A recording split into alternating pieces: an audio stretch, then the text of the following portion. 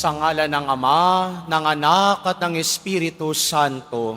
Amen. Ang pagpapala ng ating Panginoong Hesukristo, ang pag-ibig ng Diyos Ama, at ang pakikipagkaisa ng Espiritu Santo, naway sumainyong lahat. At sumaiyo rin. Mga kapatid, ngayon ay ginugunita natin si San Francisco de Sales, obispo at pantas ng simbahan.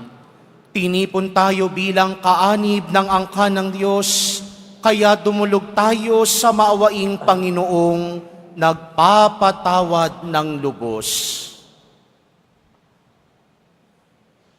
Sinugong tagapagpagaling sa mga nagsisisi, Panginoon, kaawaan mo kami. Panginoon, kaawaan mo kami. Dumating na tagapag-anyayang mga makasalanay magsisi, Kristo, kaawaan mo kami. Kristo, kaawaan mo kami. Nakaluklok ka sa kanan ng Diyos Ama para ipamagitan kami. Panginoon, kaawaan mo kami. Panginoon, kaawaan mo kami. Kaawaan tayo ng makapangyarihang Diyos, patawarin tayo sa ating mga kasalanan at patnubayan tayo sa buhay na walang hanggan. Amen. Manalangin tayo.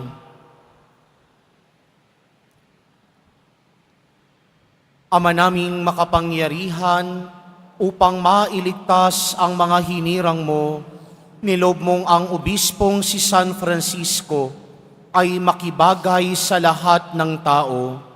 Ipagkalob mong ang kanyang pagkauliran sa matyagang pagmamalasakit sa kapwa, ay lagi naming maipamalas sa paglilingkod sa aming kapatid. Sa pamamagitan ni Jesucristo, kasama ng Espiritu Santo, magpa sa walang hanggan. Amen. Magsiupo muna po ang lahat. Pagbasa mula sa sulat sa mga Hebreo. Mga kapatid, ang paglilingkod na ipinagkaloob kay Jesus ay higit na dakila kaysa ipinagkaloob sa kanila. Yamang siya'y tagapamagitan ng isang tipang higit na mabuti, sapagkat nasasalig ito sa lalong mahahalagang bagay na ipinangako. Kung walang kakulangan ang unang tipan, hindi na sana nangailangan ng pangalawa. Ngunit nakita ng Diyos ang pagkukulang ng kanyang bayan, kaya't sinabi niya, "Darating ang mga araw na ako'y makikipagtipan ng panibago sa bayang Israel at sa angkan ng Huda. Hindi tulad ng pakikipagtipan ko sa kanilang mga ninuno. Nang akayin ko sila mula sa Ehipto, hindi sila naging tapat sa pakikipagtipan sa akin, kaya't sila'y pinabayaan ko. Ito ang aking magiging tipan sa bayang Israel. Pagdating ng mga araw na iyon, itatanim ko sa kanilang isip ang aking mga utos at iuukit ko ang mga ito sa kanilang puso. Ako ang magiging Diyos nila at sila na may magiging bayan ko. Hindi na kakailanganing ituro ni numan sa kanyang kababayan o sabihin sa kanyang kapatid, kikilalanin mo ang Panginoon, sapagkat ako'y kikilalanin nilang lahat, mula sa pinakaaba hanggang sa pinakadakila. Sapagkat ipatatawag ko sa kanila ang kanilang mga kasalanan at lilimutin na ang kanilang mga kasamaan. Nang sabihin ng Diyos ang tungkol sa bagong tipan, pinawalan niya ng bisa ang una, at anumang nawawalan ng bisa ay naluluma, ay malapit nang mawala. Ang salita ng Diyos. Salamat sa Diyos.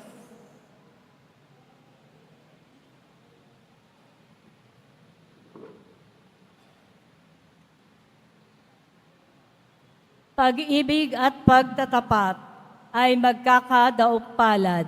Pag-ibig at pagtatapat ay magkakadaop palad. Panginoong Diyos, ipakita mo na ang pag-ibig mong wagas. Kami ay lingapin at sa kahirapan ay iyong iligtas. Ang nagpaparangal sa pangalan niya'y kanyang ililigtas. Sa ating lupain ay mananatili ang kanyang paglingap. Pag-ibig at pagtatapat ay magkakadaop palad. Ang pagtatapatan at pag-iibigay magdadaop palad. Ang kapayapaan at ang katwiray magsasamang ganap. Sa balat ng lupay, pawang maghahari yaong pagtatapat. At ang katarungan na may maghahari mula sa itaas. Pag-ibig at pagtatapat ay magkakadaop palad. Gagawing maunlad ng Panginoong Diyos itong ating buhay. Ang mga halaman sa ating lupain bubungang mainam. Sa harapan niya, yaong maghahari ay pawang katarungan.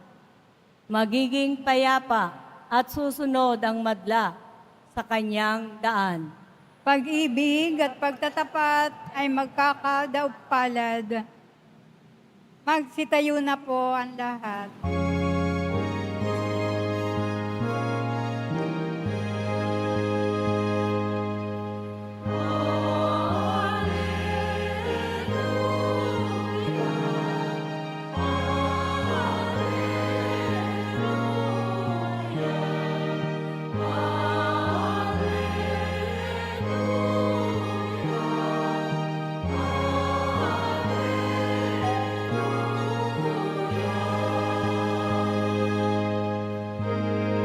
Pinagkasundo ni Kristo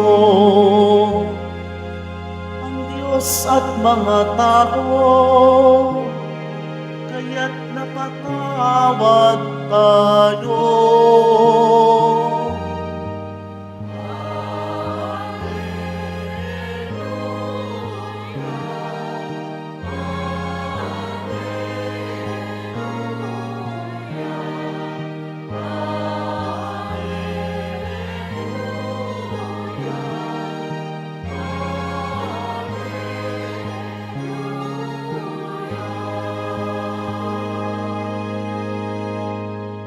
Sumainyo ang Panginoon. At sumaiyo rin. Ang mabuting balita ng Panginoon ayon kay San Marcos. Papuri sa iyo, Panginoon. Noong panahong iyon, umahon si Jesus sa kaburulan kasama ang kanyang mga pinili. Humirang siya ng 12 na tinawag niyang mga apostol upang maging kasama niya, suguing mangaral at bigyan ng kapangyarihang magpalayas ng mga demonyo. Ito ang 12 hinirang niya, si Simon na tinagurian niya na Pedro, si Santiago at si Juan na mga anak ni Zebedeo. Sila'y tinagurian niyang Boanerges, nang ibig sabihin ay mapupusok. Sina Andres, Felipe, Bartolome, Mateo, Santiago na anak ni Alfeo, at Tadeo, si Simon na makabayan, at si Judas Iscariote na siyang nagkanulo sa kanya. Ang mabuting balita ng Panginoon. Pinupuri ka namin, Panginoong Hesukristo. Magsiupo muna po ang lahat. Magandang tanghali po sa inyong lahat. Maligayang pagdating sa Basilica Minor at Pambansang Dambana ni Jesus Nazareno. Palakpakan natin ang ating Panginoon.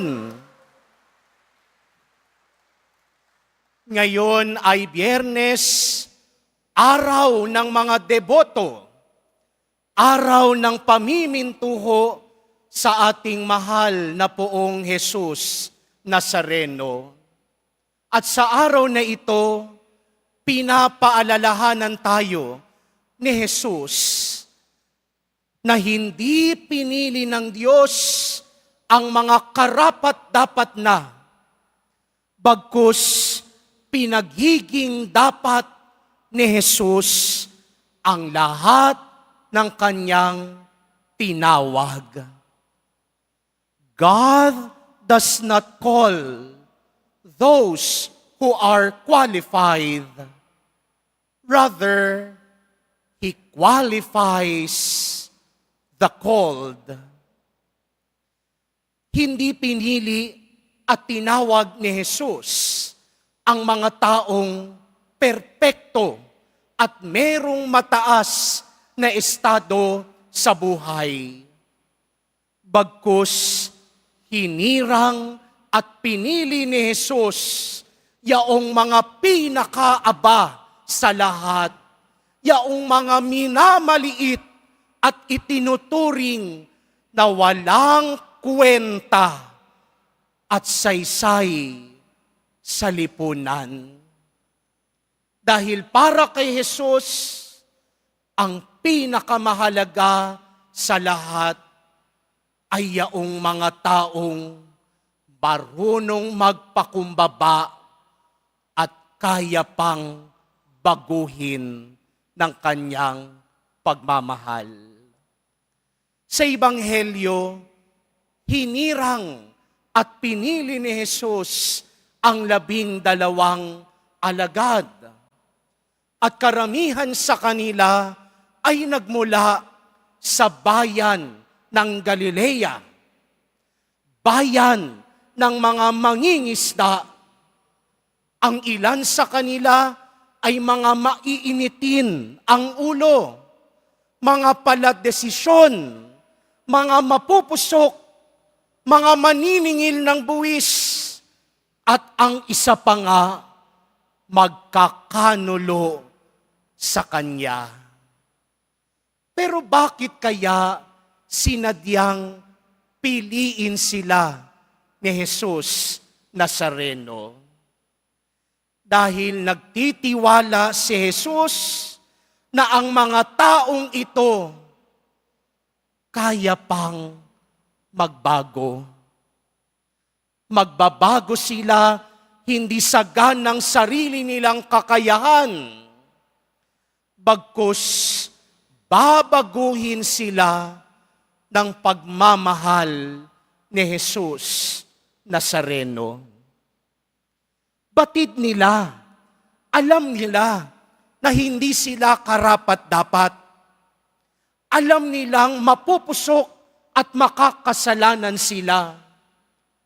Pero bagamat hindi sila karapat-dapat, pinaging dapat sila ni Jesus, pinili sila ni Jesus, dahil nagtitiwala siya na kaya pa nilang magbago. At ganon din ho tayo ditong lahat. Bago pa man natin piliin si Jesus Nazareno, unang pinili na tayo ng Diyos. Inisyatibo lagi ng Diyos ang piliin tayo, himukin at udyukin na pumarito sa Kanyang dambana para iparanas sa atin na kaya niya tayong baguhin ng Kanyang pagmamahal. Kaya kung merong mga taong hindi na naniniwala na kaya mo pang magbago, huwag kang mag-alala. Pumarito ka sa tahanan at dambana ni Jesus Nazareno. Dahil merong Diyos, merong kaibigan, at merong taong totoo na naniniwala sa iyo na kaya mo pang magbago. Diyos lang ang kayang gumawa niyaan. Tanging puso lamang ni Jesus Nazareno ang makapagpapabago kahit sa mga taong tila imposible nang magbago. Kaya mga minamahal kong kadeboto, mga minamahal kong kapatid kay Jesus Nazareno, huwag tayong masisiraan ng loob sa tuwing pagsasabihan tayo ng mga taong nagsasabi sa atin na hanggang dyan ka na lang at wala nang mangyayari at hindi na magbabago. Tandaan natin na merong Diyos na tumitingin at nagtitiwala sa atin na kaya at posible pa rin tayong magbago dahil babaguhin tayo ni Jesus Nazareno ng kanyang pagmamahal, malasakit, habag at awa sa atin. Yan ang mensahe sa atin ngayon ni Jesus Nazareno. Babaguhin niya tayo ng kanyang pagmamahal. Amen.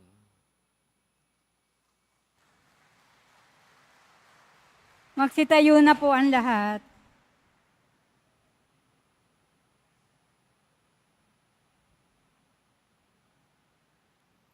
Minamahal kong mga kapatid, bilang banal na bayan na tinawag ng Diyos sa iba't ibang pamamaraan upang ipalaganap ang mabuting balita ng kanyang paghahari, iluhog natin ang ating mga pangangailangan sa Ama na nag-aaruga sa atin.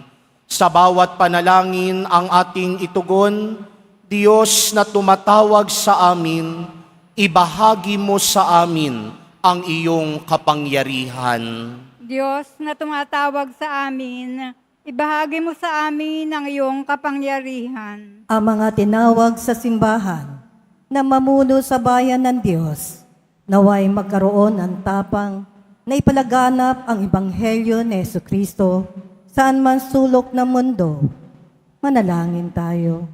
Diyos na tumatawag sa amin, ibahagi mo sa amin ang iyong kapangyarihan. Ang mga naghahanap sa Diyos, naway matagpuan nila ang kaliwanagan at buong kalooban, tumugon sa paanyaya ng Diyos na makasama niya.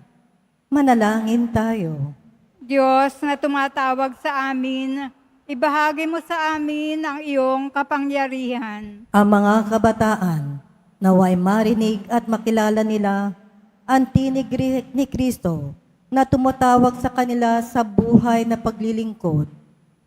Manalangin tayo. Diyos na tumatawag sa amin, ibahagi mo sa amin ang iyong kapangyarihan. Ang mga may sakit, naway tumanggap ng kasiyahan at lakas mula sa mga nag-aaruga sa kanila. Manalangin tayo. Diyos na tumatawag sa amin, ibahagi mo sa amin ang iyong kapangyarihan. Ang ating mga mahal na yumao, naway makapagpahinga sa kapayapaan ni Kristo sa kanyang kaharian. Manalangin tayo. Diyos na tumatawag sa amin, ibahagi mo sa amin ang iyong kapangyarihan. Sa ilang sandali ng katahimikan, ating ipanalangin ang iba pang mga pangangailangan ng ating pamayanan, gayon din ang mga intensyon na inialay sa ating misa sa araw na ito, at isama rin natin ang ating mga pansariling kahilingan.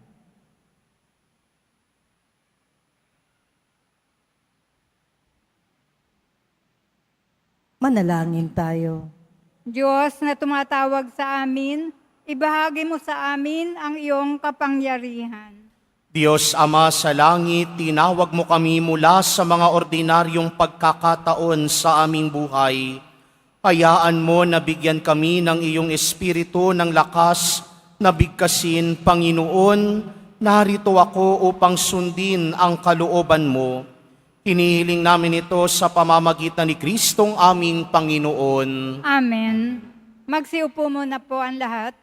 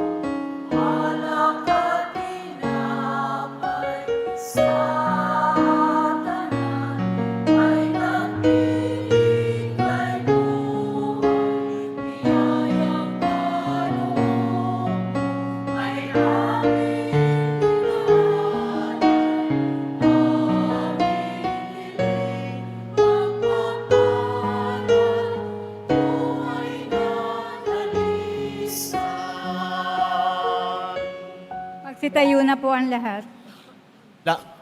Manalangin kayo mga kapatid upang paghahain natin ay kalugdan ng Diyos amang makapangyarihan. Tanggapin nawa ng Panginoon itong paghahain sa iyong mga kamay, sa kapurihan niya at karangalan, sa ating kapakinabangan at sa buong sambayanan niyang banal. Ama naming lumikha, ang ginanap naming paghahaing nagdudulot ng kaligtasan, ang aming puso ay pagningasin nawa ng iyong Espiritu Santo na nagpaalab kay San Francisco para siya'y umamo at makaakit ng mga nagmamahal sa iyo. Sa pamamagitan ni Jesucristo, kasama ng Espiritu Santo, magpasawalang hanggan. Amen. Sumainyo ang Panginoon. At sumaiyo rin. Itaas sa Diyos ang inyong puso at diwa. Tinaas na namin sa Panginoon. Pasalamatan natin ang Panginoong ating Diyos. Marapat na siya ay pasalamatan. Ama naming makapangyarihan, tunay ngang marapat na ikaw ay aming pasalamatan sa pamamagitan ni Jesucristo na aming Panginoon. Ngayong si San Francisco ay pinararangalan sa pamumuhay niyang totoong uliran at pagiging maaasahan sa panunungkulan. Kaya't si Jesucristo na maaasahan sa katapatan ay inihahayag sa pangangasiwa sa sambayanan. Ang malasakit na mga ulirang tagapangasiwa noon ay nagpapatuloy magpahanggang ngayon sa mga panalangin kanilang iniuukol. Kaisa ng sambayanang mong dito'y nagtitipon, kaya kaisa ng mga anghel na nagsisiawit ng papuri sa iyo, nang walang humpay sa kalangitan, kami nagbubunyi sa iyong kadakilaan.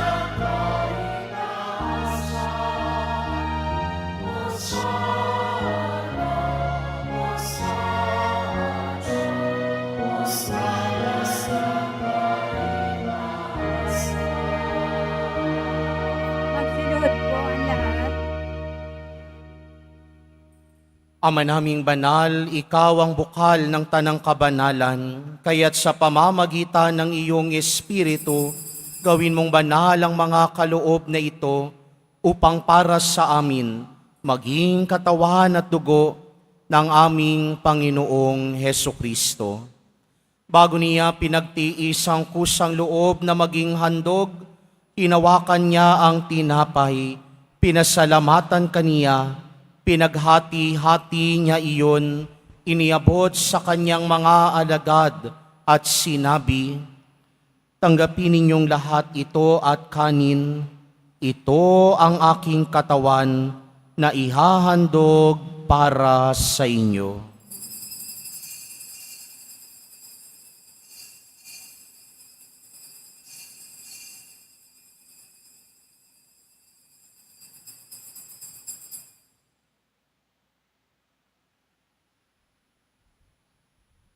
Gayun din naman noong matapos ang hapunan, hinawakan niya ang kalis, muli kanyang pinasalamatan. Iniabot niya ang kalis sa kanyang mga alagad at sinabi, "Tanggapin ninyong lahat ito at inumin. Ito ang kalis ng aking dugo, ng bago at walang hanggang tipan, ang aking dugo na ibubuhos para sa inyo at para sa lahat, sa ikapagpapatawad ng mga kasalanan. Gawin ninyo ito sa pag-alala sa akin."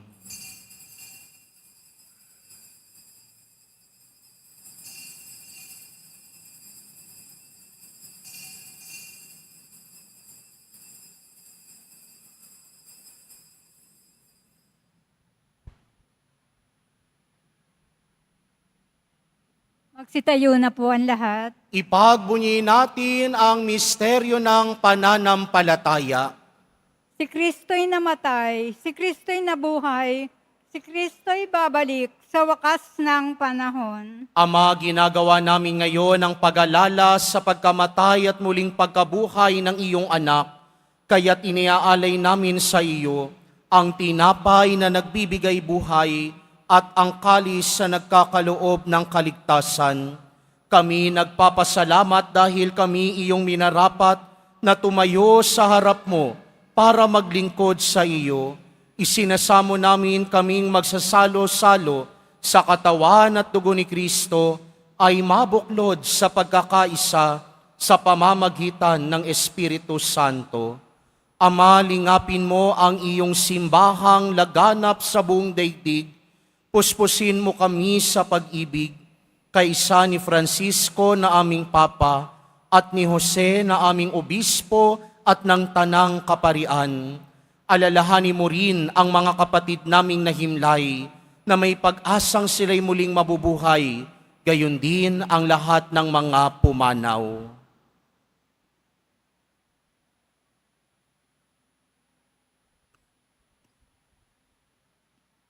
Kawaan mo sila at patuloyin sa iyong kaliwanagan. Kawaan mo't pagindapatin kaming lahat na makasalo sa iyong buhay na walang wakas, kaysa ng mahal na Birheng Maria na ina ng Diyos, ng kabiyak ng puso niyang si San Jose, kaysa ng mga apostol, ni San Juan Bautista, ni San Francisco at ng lahat ng mga banal na namuhay dito sa daigdig ng kalugod-lugod sa iyo, maipagdiwang nawa namin ang pagpupuri sa ikararangal mo sa pamamagitan ng iyong anak na aming Panginoong Heso Kristo.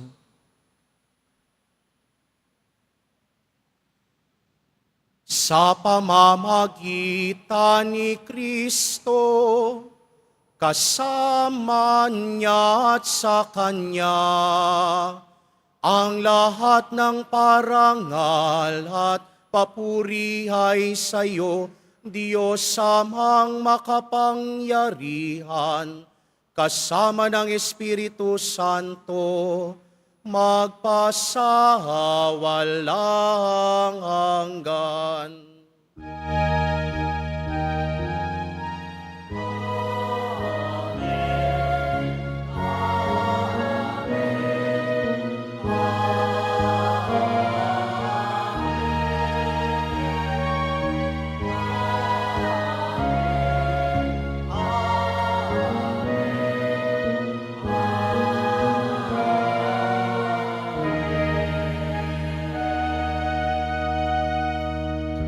Sa tagubili naman nakagagaling na utos at turo ni Jesus na Panginoon natin at Diyos, ipahayag natin ng lakas loob.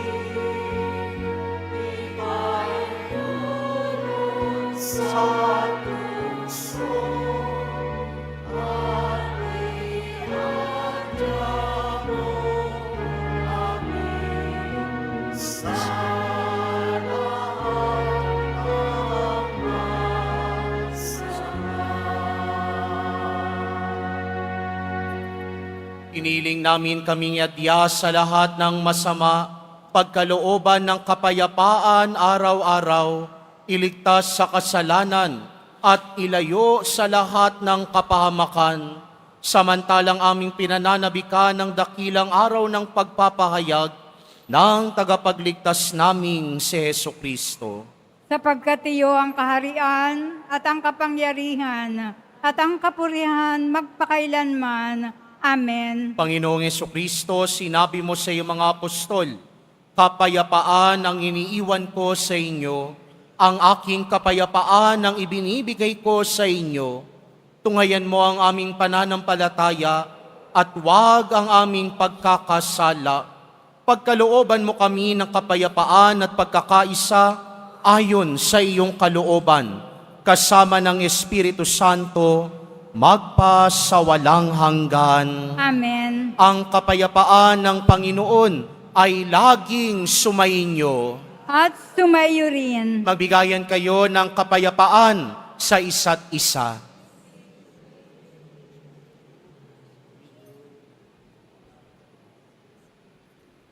Kordero ng Diyos na nag-aalis ng mga kasalanan ng sanlibutan, maawa ka sa amin. Kordero ng Diyos na nag-aalis ng mga kasalanan ng sanlibutan, maawa ka sa amin. Kordero ng Diyos na nag-aalis ng mga kasalanan ng sanlibutan, ipagkaloob mo sa amin ang kapayapaan, magsiluhod po ang lahat.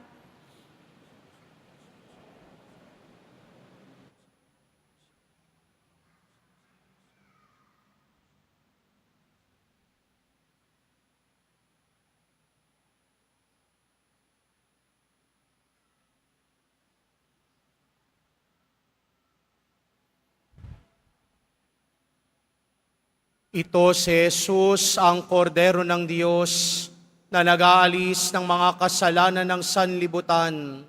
Mapapalad ang mga inaanyayahan sa kanyang piging.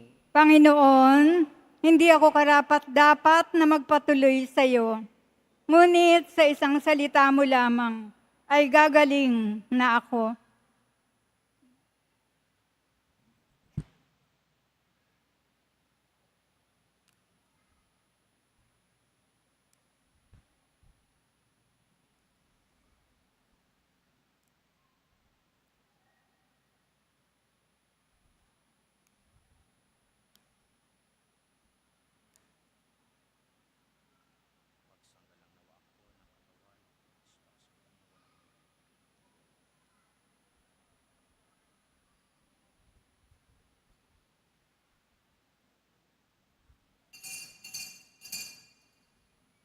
Para po sa lahat ng tatanggap ng banal na komunyon, sasagot po tayo ng amen pagkasabi ng pari o ng lay minister ng katawan ni Kristo at isubo agad sa bibig bago umalis sa harapan ng pari o ng lay minister.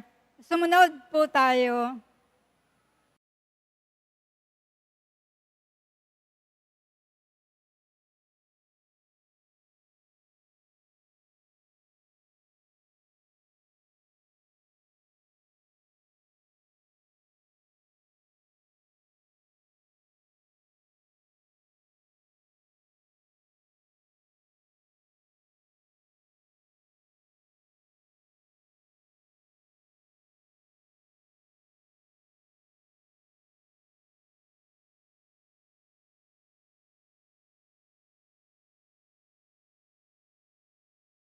Angin tayo.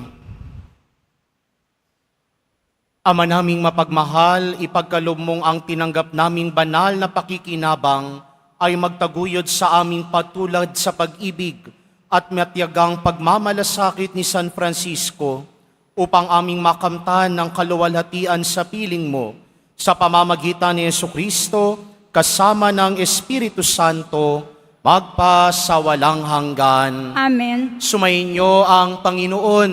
At sumaiyo rin. Mahal na poong Jesus Nazareno, inihayag mo sa pamamagitan ng krus ang walang mahaliw na pag-ibig ng Diyos sa sangkatauhan. Pakinggan mo ang kahilingan lalo na para sa mga nangangailangan ng iyong tulong at awa. Makamtan nawa namin ang iyong kasagutan ng may utang na loob na tinatanaw. Basbasan din po ninyo itong mga imahen at dasalan upang lalo kaming manalangin at magtiwala.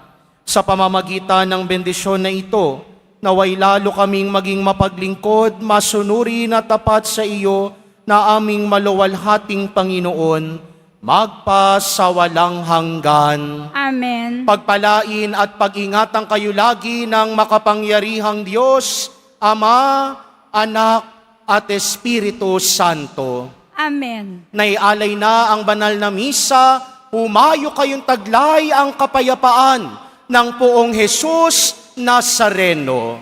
Salamat sa Diyos.